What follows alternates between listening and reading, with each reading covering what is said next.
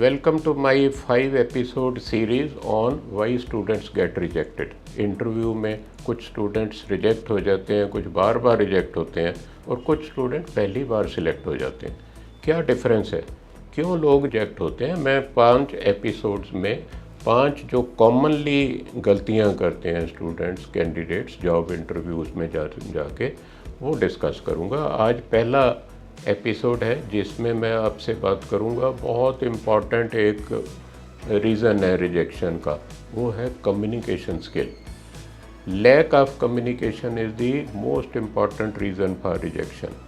अगर आप इंटरव्यू में प्रॉपरली कम्युनिकेट नहीं कर पाए, आपको जो क्वेश्चन पूछा गया वो अगर कैंडिडेट प्रॉपरली आंसर ना कर पाए तो रिजेक्शन का चांस बन जाता है।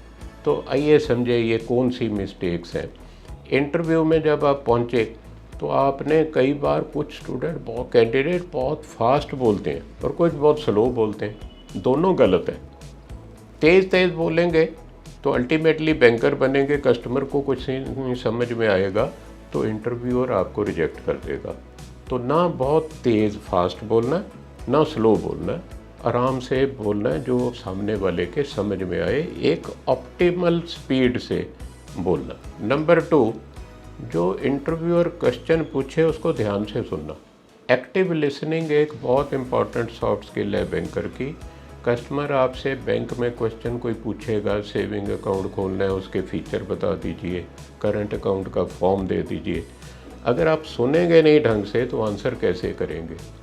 तो इंटरव्यू नोट करता है कि आप ध्यान से सुनते हो, एक्टिव लिसनिंग। अगर आप ध्यान से सुनते हैं तो आंसर ठीक दे पाएंगे, ध्यान से नहीं सुनते तो आंसर गलत होगा, तो रिजेक्शन के चांस बन जाएंगे। तीसरी कम्युनिकेशन में मिस्टेक है स्लैंग लैंग्वेज, या आम जो कस्टमर यूज़ करते हैं हम अपनी लाइफ में वो वर्ड यूज़ कर देते हैं। इंटरव्यू में तो एक्सपेक्ट करते हैं ना कि आप 3 महीने 90 डेज़ का कोर्स करके आए IPB से, तो जो बैंकिंग टर्मिनोलॉजी आपको सिखाई गई है वो आप बोलें।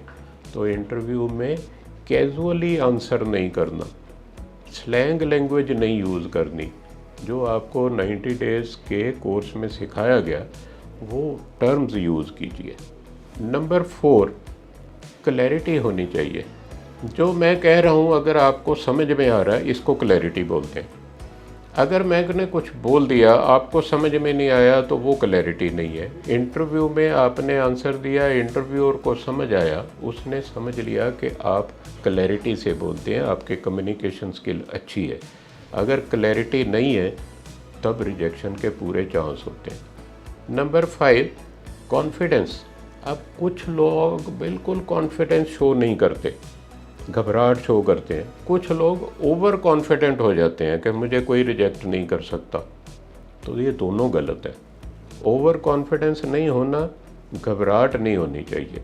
नंबर 6, ये भी बहुत इम्पॉर्टेंट है, आई कांटेक्ट इंटरव्यूअर के साथ रखना बहुत ज़रूरी है।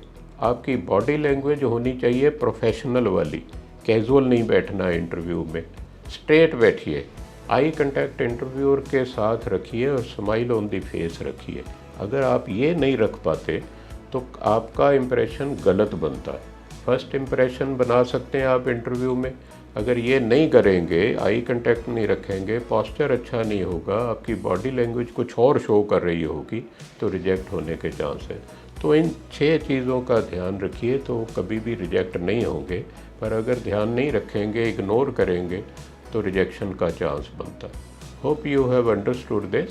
कोई आपको चीज़ इसमें समझ नहीं आई हो तो कमेंट सेक्शन पे लिखिए तो मैं उसका आंसर दूंगा।